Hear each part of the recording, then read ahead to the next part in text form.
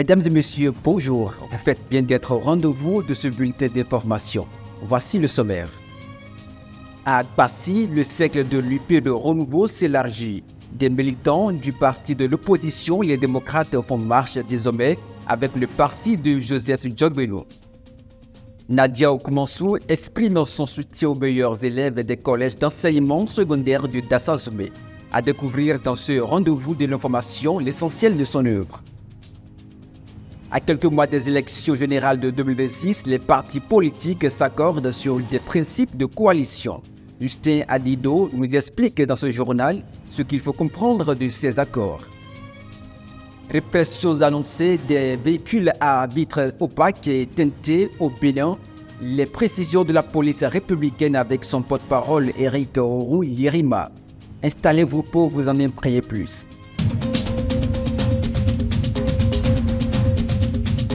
À nouveau, bonjour. Nadia Okumansou, militante du bloc républicain, récompense les élèves les plus méritants du CG1 Dassazoume et ceux du CG Bafou. À travers cet acte symbolique fort, elle a transmis un puissant message, celui de l'excellence, de l'engagement et de la foi en ses rêves, accessibles à tout élève déterminé. Je suis honorée de vous offrir ces kits scolaires en reconnaissance de vos efforts et de votre excellence.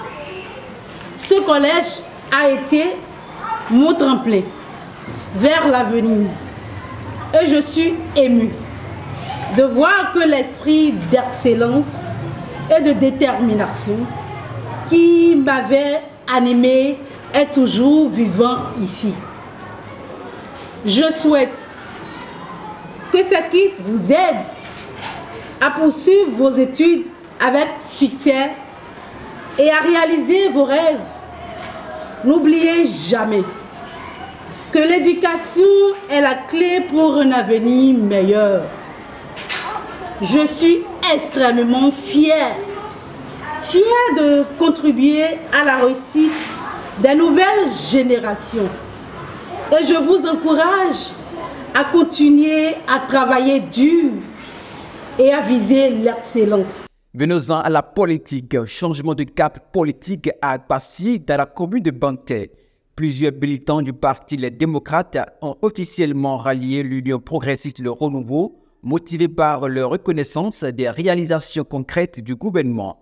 Accueillis par le coordonnateur communal de l'UPR Banté, ces nouveaux adhérents affirment vouloir désormais s'engager aux côtés de partis qu'ils jugent en phase avec les aspirations du développement local.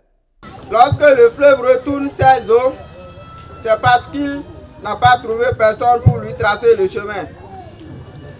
Vu les réalisations du président de la République, son Excellence Patrice Talon, dans notre arrondissement, je veux parler de la réalisation du barrage d'eau depuis 2022. Les réaménagements des voies d'accès vers nos champs, l'accès à l'eau potable à travers la construction d'un château d'eau en cours, l'expansion du réseau électrique et l'accès à l'obtention des compteurs électriques à bas prix. En plus de cela, les producteurs de cajou ont bénéficié du nettoyage de leurs plantations gratuites. Au vu de toutes ces réalisations, et pour ne pas être ingrats, nous, membres influents du parti Les Démocrates d'Akwasi, avons décidé de l'unanimité ce jour de rejoindre le plus grand parti du Bénin, l'Union progressiste Le Renouveau, pour la victoire des élections prochaines. Suivez leur déclaration d'adhésion et le message d'accueil du coordonnateur Sébastien Tchongo. Les bienvenus dans le grand parti, le parti Union progressiste Le Renouveau. Vous avez fait un très bon choix. Les vendeurs d'illusions ne vont pas vous laisser tranquille. Ils vont dire pourquoi c'est là où vous êtes allés. Dites-leur que désormais, vous allez faire la politique de développement. C'est pour cela que vous êtes venus à l'Union progressiste Le Renouveau. Nous parlons du développement, on doit faire la politique pour le développement. Mais si vous vous retrouvez quelque part où tu n'as aucun intérêt, aucun avantage, Ça ne vaut pas la peine. Donc nous vous félicitons pour le choix que vous venez de faire. La maison Union Progressive, le renouveau de la commune de Bandem vous accueille à bras ouverts. Toujours en politique, face aux incompréhensions qui entourent les accords politiques entre les partis politiques, Justin Adido, cadre politique de l'UPR, a pris la parole pour expliquer les fondements et les ambitions de l'accord de gouvernance entre l'Union progressiste Le Renouveau, le Bloc républicain et la FCBE. Un exercice qui vise à renforcer la cohésion politique et à garantir une vie stable des partis pour le développement local. L'accord de gouvernance permet à deux partis de se mettre ensemble pour s'entendre, pour dire que lorsque nous allons aux élections législatives, la loi prescrit qu'il faut avoir 10% sur le plan national et en plus de cela, vous devez avoir 20% dans toutes les circonscriptions électorales du pays. Alors, au cas où vous n'avez pas cette possibilité, la loi vous permet de vous mettre ensemble avec un autre parti pour pouvoir donner satisfaction à cette exigence législative. Et c'est ce que le parti a fait.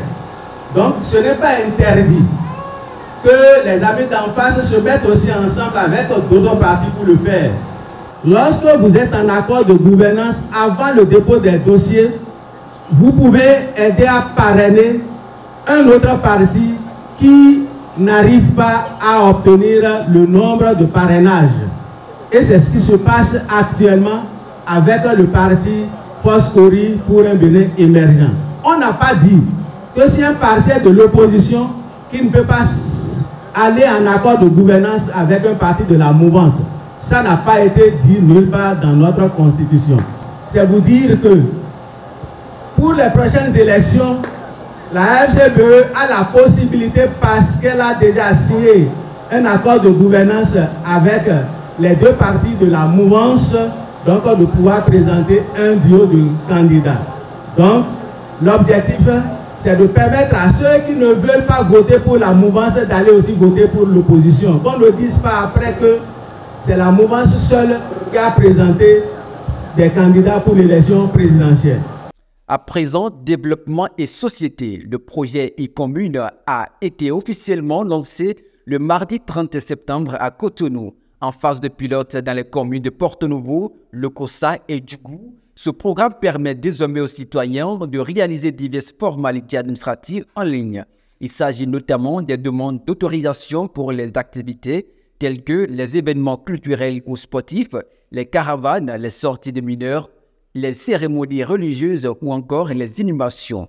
Cette initiative s'inscrit dans une démarche de modernisation de l'administration locale et vise à faciliter l'accès des citoyens aux services publics sans nécessité de déplacement.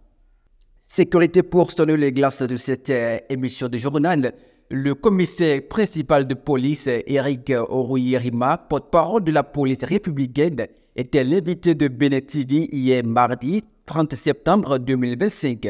Lors de son passage, il a clarifié les mesures concernant la répression des véhicules équipés de vitres teintées ou opaques. Selon ses propos, avant toute action répressive, une phase de sensibilisation sera d'abord mise en œuvre. Il ne s'agira pas donc immédiatement de mettre les véhicules en fourrière. Cette campagne débute dès aujourd'hui. Stop, c'est l'affaire de cette édition de journal. Chaque jour écrit une page de l'histoire. Merci de l'avoir suivi avec nous. Au revoir.